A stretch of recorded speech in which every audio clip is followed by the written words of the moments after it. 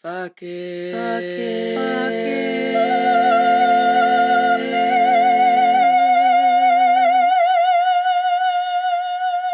it. Hey, mama. If you are a mom and are tired of the wash, rinse, repeat burnout cycle of motherhood, this podcast is for you. If you feel lonely and isolated in your motherhood journey, this podcast is for you. If you feel like you have completely lost your identity since your babies were born, this podcast is for you. If you feel like every other mom has it together except for you, this podcast is for you. My name is Amanda, and I'm a life coach dedicated to teaching every mom the tools she needs to liberate herself off the back burner. I am living proof that a woman can be present and loving to her kids while also being a whole-ass person outside of being that kid's mom. The secret? Learning when to say fuck it. Hello, everyone. I hope you are having a great week this week. I don't like that intro. I'm starting over again. I hate the intro part of like saying, hi, how are you guys? Hope you're having a good week. It just always sounds so generic and so like small talky. I think that's what bothers me. It's just small talk and I fucking hate small talk. I need to come up with like my own way of starting this bitch every time because I'm tired of it feeling inauthentic and corny and not me. Hello, everyone. This is your hello. This is your intro. I'm not editing any of that out. In all sincerity, I do hope you're having a great week. But if you're not, that's also okay. We put so much emphasis on happiness. Like, if your life isn't happy, if you're not happy, then something's wrong. No, bitch. It's just the human experience. It's just that, like, life is 50-50. And if you were happy all the time, it would get kind of boring. You wouldn't be able to appreciate the happiness. The reason why we can appreciate happiness is because we know what sadness feels like. We can appreciate safety and security after we've been scared. And that's been like a fear. It's been jeopardized. What am I looking for? Whatever. I don't know. It doesn't have to be perfect. It's fine. The reason why we can appreciate being full is because we know what feeling hungry feels like. It feels awful. So the goal of life is not to be happy 100% of the time. The negative emotions get a bad rep because they feel different in our bodies, but they're all just sensations in your body and they're all here to teach you something. Not the way that I planned on starting this podcast episode, but here we are. So last week, you will remember that I was talking about some books that I was reading, and this one, Maybe Next Time by Cesca Major, was one of them. I did finish this book, and I was pissed when I finished it. It was one of those endings where, like, I read it and I yelled and cried and threw the book. I was so mad. And I was all prepared to go on Goodreads and give it a 1-star review, be like, fuck this book. But I recognized that I was having a tantrum and I let myself calm down first before I did that. Where I went and reviewed someone's hard work. Like, I think about that all the time. The effort put into writing a whole book and the effort of getting a publisher to read it and be like, yeah, this is good. Let's publish it. And then the effort of the book tour, and just because it's published doesn't mean people know it exists or are going to read it, you know? And this bitch, this Cesca Major, this author, she did a well enough job with this book, at least, to get into Reese Witherspoon's book club. Like, she worked really hard. And so she doesn't deserve to get a 1-star rating from me in the midst of a tantrum. So it's a Groundhog Style Day book, where this woman relives the same day over and over and over again. But at the end of the day, her husband dies. Sometimes like very violently dies. And so it was kind of a hard read in that respect, because like I remember the first time of the first day, the first time she went through a day and he died and it was like a violent death. I was like, oh God, this is really heavy. Just the amount of grief. And if you've lost someone close to you in your life, it brings back all of that stuff inside of you. And I was just like, oh, I don't actually know if this book is like good for me. I don't want to relive my grief over and over again. So it's hard in that sense. And then it gets like redundant and a little bit boring because it's thick. I mean, how many pages are in this thing? 372 pages. She's reliving the same day through all of those pages. She doesn't get through to the other side where the cycle is finally broken until the very last page. And that page is 1, 2, 3, 4, 5, 6, 7 lines long. So needless to say, you don't know what happens when she finally breaks out of the cycle. You don't know if her husband is alive, if he does die. You don't know. And that's the part that pisses you off. And the reviews on Goodreads they're a mixed bag, because people had like a lot of thoughts and opinions on that. After I calmed down, my opinion of this book is that it actually is a very good read. And although it does get long and redundant in the middle, a lot of people are just like, this book should have been cut in half, or at least significantly reduced. But that's the point, because death is guaranteed for all of us. And that, that whole saying of like, live each day as if it were your last, it sort of takes that idea, but puts that responsibility on the partner, because she knows that it's going to be her husband's last day. And what are you going to do with it? But life can be redundant. Once you get to a certain point in your life, you have like the career that you've always wanted, you have the kids that you've always wanted, and the husband you've always wanted. And then you just do life every single day. And a lot of the days do look the same. It does get very wash, rinse, repeat, wash, rinse, repeat, wash, rinse, repeat. You do lose yourself in that. And so it actually is a really useful storytelling mechanism in that sense. And it really makes you question your own everyday. We never know when our time is up. We're all on borrowed time, essentially. The only thing that's guaranteed in life is that it's going to end at some point, and we don't know when that is. We all act as if we have all this time in the world, but you don't know that. I don't know that. Tomorrow could be it for either of us or not. And so it's all about, what are you going to do with today? Do you like the person that you are today? What are you going to do to change that if the answer is no? So anyways, I like it. It's a good read. I recommend it if that seems like something that you would enjoy. And the love story is there, and it's very sweet, and yes, go read it. And then let me know what you think of it. If you think it's trash, or if you also throw it at the end when you're done reading it.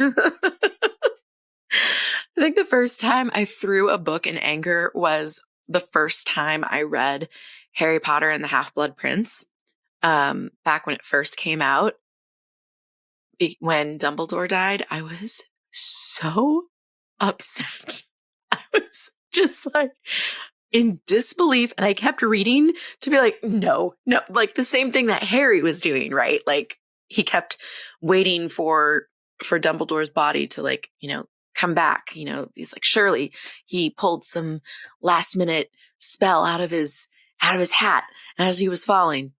Oh, he's really dead. I was so mad. I threw the book across the room. Just tossed that shit across the room. Oh, it was rough. Books just can tear your soul apart sometimes. But I keep going back for more. That hurt so good, right? The fuck did I want to talk to you guys about today? Oh, I remember. Depression. Talk about a transition. I was talking to you guys last week about how the reason why I took a hiatus that I wasn't planning. Been going through some stuff in my personal life. Life threw a massive curveball at me that I obviously wasn't prepared for. And I did spiral into a bit of a depression.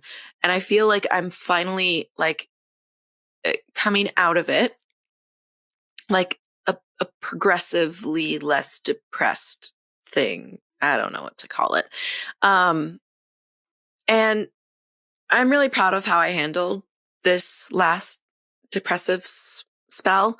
Because normally I spiral and let it mean a bunch of things about me that aren't actually true. I resist it. There's a lot of negative self-talk that sounds a lot like, what the fuck is wrong with me? Why can't I just get my shit together? I don't have time for this. All of that. And I didn't partake in that this time. Those thoughts still came up from time to time, but I just recognized them as thoughts, optional thoughts, because that's all your thoughts are. They're all optional. They're just sentences in your head. That's it. And so I didn't keep those thoughts. I was like, that's not helpful. That's not serving me. And it's also just not true. It's okay. Like depression definitely has a purpose. And let me just pause here. I am not a therapist. I am not a licensed therapist. I am not a doctor. I did not go to school for psychotherapy. That is not what I'm ever here to do. I am not talking about clinical depression. I'm talking about a situational depression. My dog just made a really weird sneeze, noise, grunt combination, whatever. Not talking about clinical depression. Those are two different things. Please do not always listen to your doctor. If you are seeing a medical professional for your mental health, first of all, fucking good job. Good for you. It takes so much effort to get to that point where you have where you've pep talked yourself enough to go to the doctor, to get rid of the shame thoughts enough to go to the doctor. I'm so proud of you for going to the doctor. I've been there, been on antidepressants. Like I've been there. It's hard to get to that point where you're finally like, I need help. Proud of you. Please listen to your doctor. That being said, I do believe that the things that I talk about on this podcast and thought work and life coaching in general is always a really helpful, useful tool to add on top of the things that your therapist is telling you to do. This stuff is never going to harm you, but don't ever take anything that I say here as I'm going to just stop taking all my meds. Don't do that. Anyways, there is a type of depression, situational depression. Sometimes depression is it can serve you. And that's something that I really came to grips with last year. When I realized that when I looked back at my life and the times that I had been depressed, and I could see how depression was serving me. And the first time that I can really remember being truly depressed was when I was 15, 16 years old.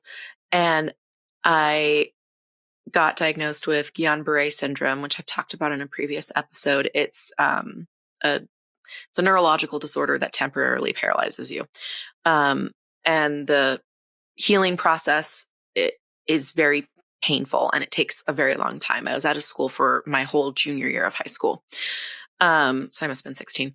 That was like the first time that I can really remember being like really depressed. But at the time, I didn't associate what I was going through with depression. I just was like, I'm just in a fucking bad mood.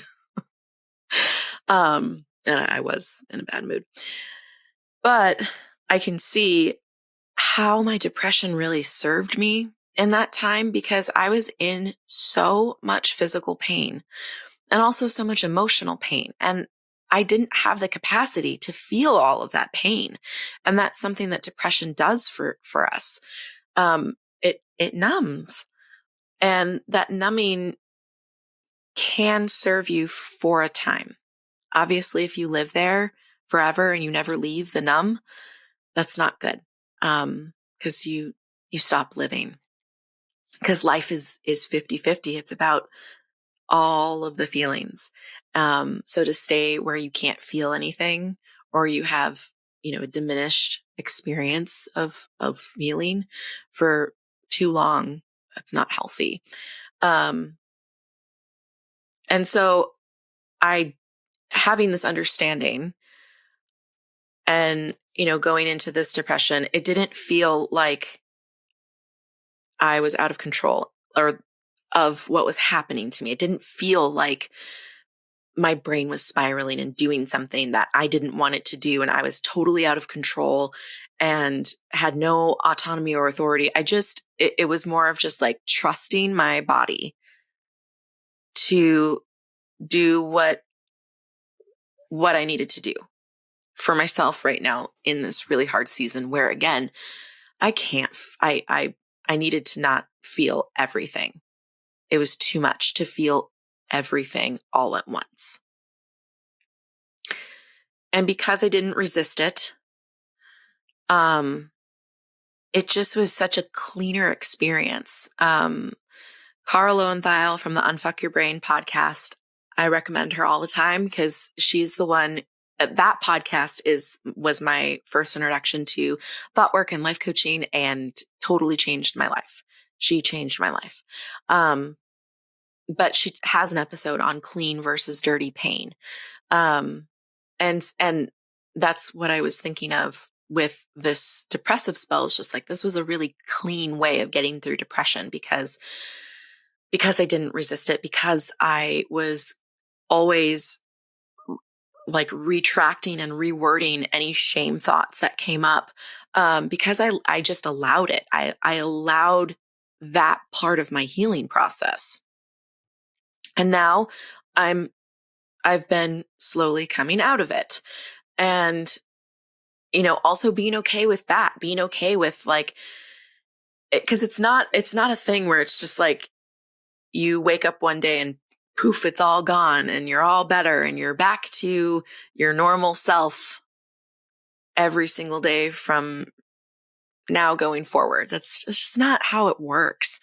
That's always how my perfectionist brain wants it to work. And I'm sure that a lot of you fall into that trap too. And it sucks because you have a day or like a half a day, like Monday, pretty sure it was this last Monday, a day this week. Let's call it Monday. I was like having a quote, really good day for the first half. And then I just kind of hit a plateau and down we went. And my initial like knee jerk reaction was to be frustrated because I was like, God damn, like I was having a good day. What the fuck happened? Like I had plans for my evening going into like a good evening and that didn't happen. And I actually tracked it down to one thought that I had at the beginning of my day. And it became the lens that I saw the rest of my day through. And yeah, the rest of it just kind of went to shit. But that's okay. And I'm truly like at peace with that. It's okay. That wasn't wasted time. I learned something from that experience. We're not meant to be at our like maximum productivity and efficiency all the time. And that is something that has taken me all 36 of my fucking years to learn. I would get so frustrated with myself. And again, I still do. I just have to like reroute my brain to the new thoughts and the new way of thinking and being. I get so frustrated when I have days where I'm like on fire, getting all the things done, just a fucking machine from sun up to sundown. And then the next day, like I get half of that shit done. You know, there's just this part of my brain that wants so badly for me to like aspire to get to a point where like I just am the productivity machine every single day, and that's what I'm supposed to aspire to, that's what I'm supposed to be working towards. But that's not the case, because we're not machines. That's not the human experience. And so much of my journey in the last year especially has been letting that unhealthy shit go. And being okay with being a human and not being my maximum productivity self every fucking day. That's exhausting. That's how we burn ourselves out. So if you are going through a season of life that's hard, if you are feeling a little bit depressed, if you're like, if you're telling yourself the story like, Jesus, I'm like, you know, bare minimum, like getting the bare minimum done every day, and I feel like a piece of shit. Please stop talking to yourself like that. Stop talking to my dear friend like that, because you're doing a really good job. And right now in this moment, it's okay if you don't have the capacity to feel everything. Let your depression do that for you, knowing that you're not always going to live here. It's okay. And I know that because I didn't resist it, it just, again, was a cleaner experience for me. And I'm also getting out of it faster than I would have otherwise. And I know that because of just history. Historically speaking, whenever I resist anything, it takes a lot longer for me to process it.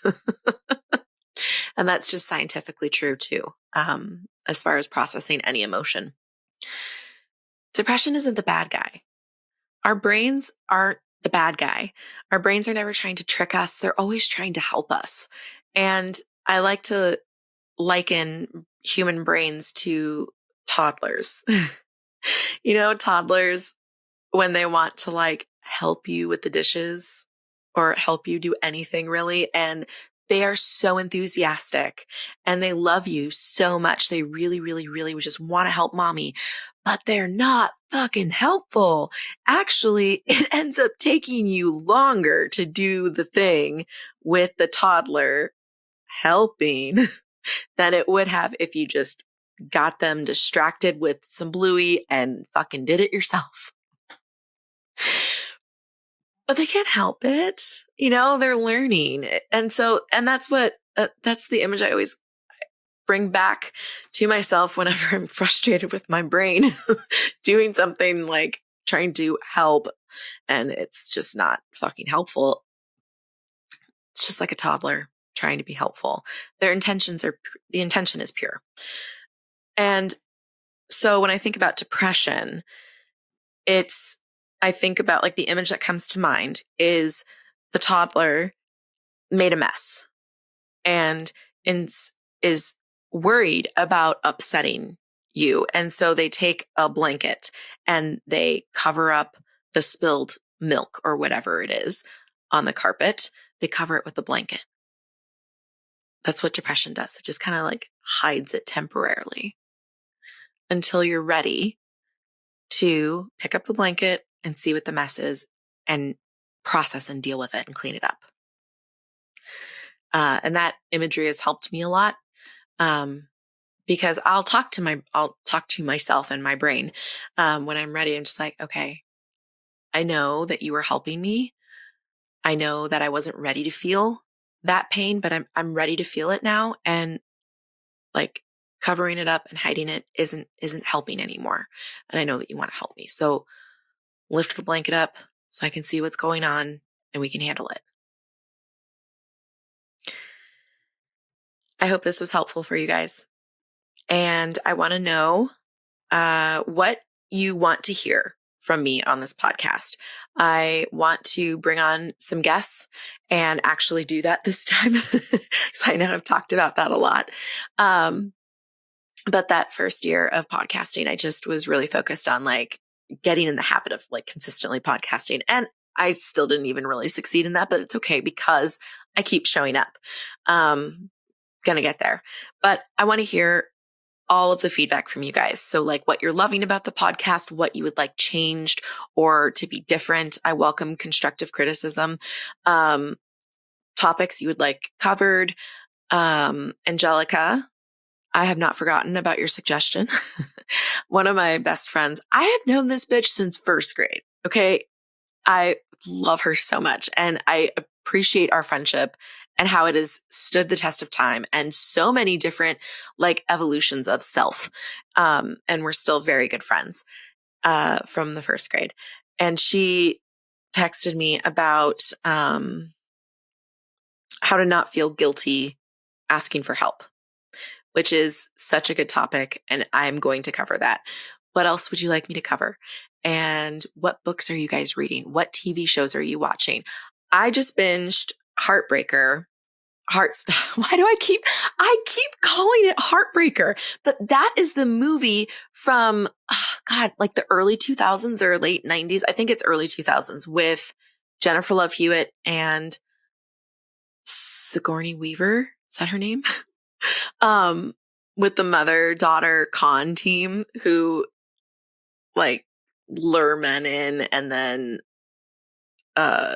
yeah.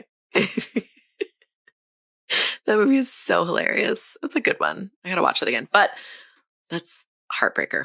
Heartstopper is the TV show that I just binged on Netflix because my daughter Aria loves that show and she's currently reading the graphic novels that it's based off of.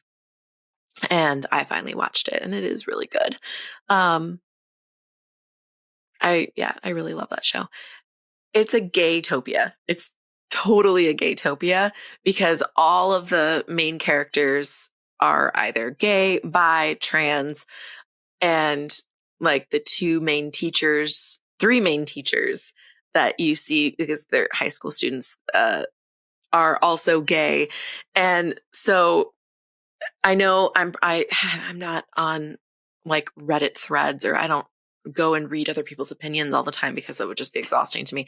But I'm sure that probably a lot of people have probably criticized it because of for there not being like a straight storyline. But you know what? It's all about rebooting the algorithm. So we all know what an algorithm is.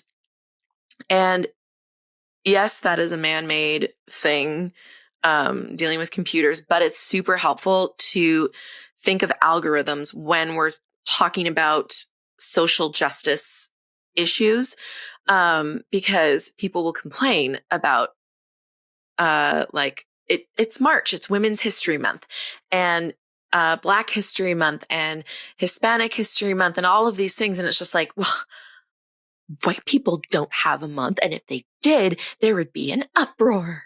And straight people don't have a month. And if there did, there would be an uproar.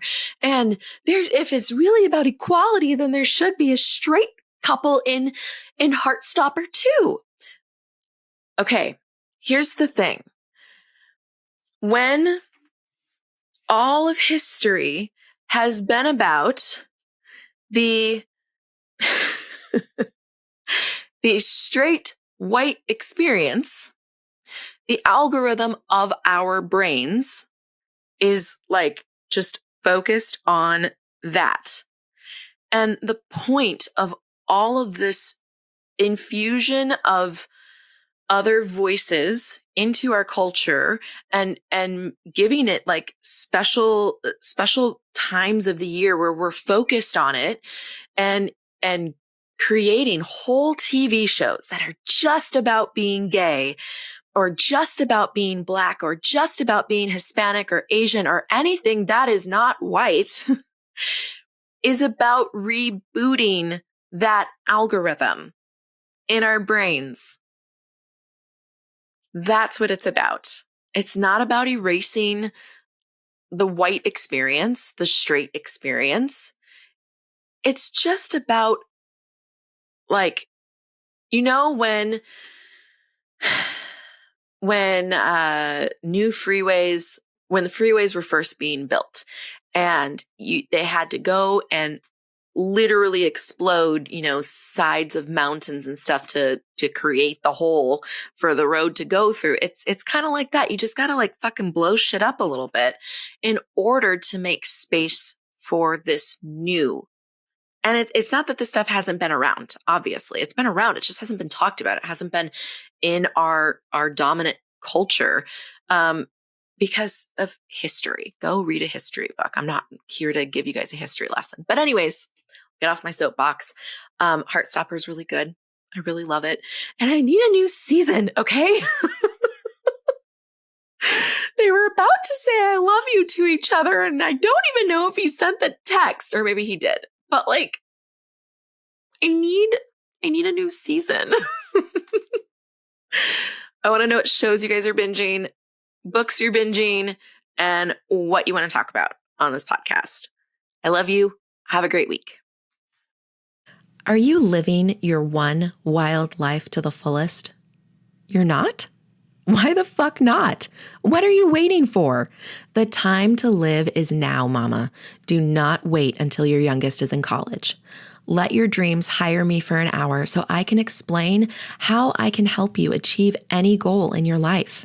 You've put yourself off long enough. It's time to pour into you. The link to schedule your 60-minute complimentary consultation is in my show notes.